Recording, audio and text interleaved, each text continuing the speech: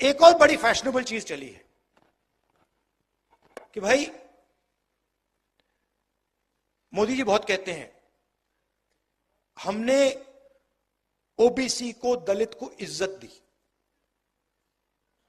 देखिए, इज्जत आप दे रहे हो, हमें इज्जत नहीं चाहिए, हमें पावर शेयरिंग चाहिए। आप अपनी इज्जत रखिए, आप अपनी इज्जत रखिए। जिस दिन दलितों को, आदिवासियों को, पिछड़ों को पावर शेयरिंग में जगह मिल गई, इज्जत अपने आप मिल जाएगी, आपकी कोई जरूरत ही नहीं। तो ये आइडिया कि ऊपर से इज्जत दी जाएगी, अमीर लोग गरीबों को इज्जत देंगे, ना, कोई जरूरत नहीं है। आप अपनी इज्जत रखिए, उठा के रखिए अपनी इज्जत, हमें नहीं चाहिए।